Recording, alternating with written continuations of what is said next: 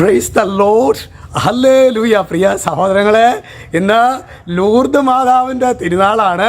Lourdes മാതാവിൻ്റെ തിരുനാളിൻ്റെ എല്ലാ പ്രാർത്ഥനാ മംഗളങ്ങളും ഏവർക്കും ഏറ്റവും ആത്മാർത്ഥമായിട്ട് നേരുകയാണ് ഇന്ന്. അതുകൊണ്ട് തന്നെ സഭ രോഗീ ദിനമായിട്ടാണ്, നമുക്കറിയാലോ അല്ലേ.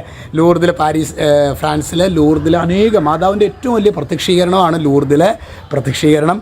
ഒരുപാട് പേര് അവിടെ സൗഖ്യപ്പെട്ടിട്ടുണ്ട്. ഇന്ന് നമ്മൾ പ്രാർത്ഥിക്കുന്നത് ഒരു പക്ഷേ ശാരീരിക രോഗത്തേക്കാൾ, നമുക്ക് ശരീരത്തിൻ്റെ ഒരു രോഗം ഉണ്ടെങ്കിൽ വലിയൊരു വേദനയാണത്.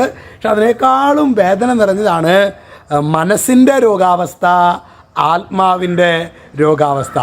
ഹല്ലേലൂയ. ഇന്ന് നമ്മൾ ധ്യാനിക്കുന്നത് അതുകൊണ്ട് തന്നെ ജ്ഞാനത്തിൻ്റെ പുസ്തകം 16:12 വചനമാണ്. കർത്താവേ, മരുന്നോ ലേപന ഔഷധമോ അല്ല, എല്ലാവരെയും സുഖപ്പെടുത്തുന്ന അങ്ങയുടെ വചനമാണ് അവരെ സുഖപ്പെടുത്തിയത്. പ്രിയ സഹോദരങ്ങൾ, അച്ഛൻ്റെ കഴിഞ്ഞ 18 വർഷത്തെ ശുശ്രൂഷ പൗരോഹിത്യത്തിലെ ശരിക്ക് അനേക രോഗികളെ കർത്താവ് അത് ശരീരത്തിൻ്റെ, ആത്മാവിൻ്റെ, മനസ്സിൻ്റെ തലങ്ങളിൽ രോഗഗ്രസ്തരായിരിക്കുന്നവരെ സുഖപ്പെടുത്തുന്ന അനുഭവം അനേകരിൽ സംഭവിച്ചിട്ടുണ്ട്. ഒറ്റ കാര്യമുള്ളൂ, കർത്താവിൻ്റെ വചനത്തെ അവർ മുറുകെ പിടിച്ചു, കർത്താവിൻ്റെ വചനത്തെ. അതുകൊണ്ട് പ്രിയ സഹോദരങ്ങളെ, ഇന്ന് ലൂർദ് മാതാവിൻ്റെ തിരുനാൾ ആഘോഷിക്കുമ്പോൾ നമ്മുടെ രോഗികൾക്ക് വേണ്ടി പ്രാർത്ഥിക്കുക എന്നതിനേക്കാൾ ഉപരിയായിട്ട് രോഗാവസ്ഥയിൽ ദൈവത്തിൻ്റെ മാറ്റമില്ലാത്ത വചനം വിശ്വസിക്കാനായിട്ടുള്ള ഒരു ദൈവകൃപ കർത്താവേ ഞങ്ങൾക്ക് നൽകണമേ എന്ന് നമുക്ക് ആത്മാർത്ഥമായിട്ട് പ്രാർത്ഥിക്കാം.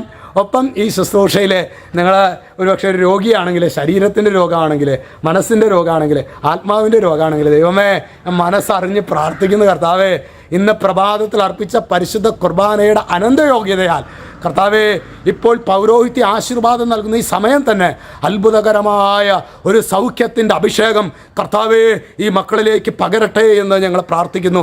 മരവിച്ച ജീവിതങ്ങളെ ഈശോയുടെ പരിശുദ്ധാത്മാവ് സ്പർശിക്കട്ടെ എന്ന് പ്രാർത്ഥിക്കുന്നു. Hallelujah, hallelujah, hallelujah. യേശുവിൻ്റെ നാമത്തിൽ ഞങ്ങൾ പ്രാർത്ഥിക്കുന്നു, ഇപ്പോഴും എപ്പോഴും എന്നേക്കും. ആമേൻ.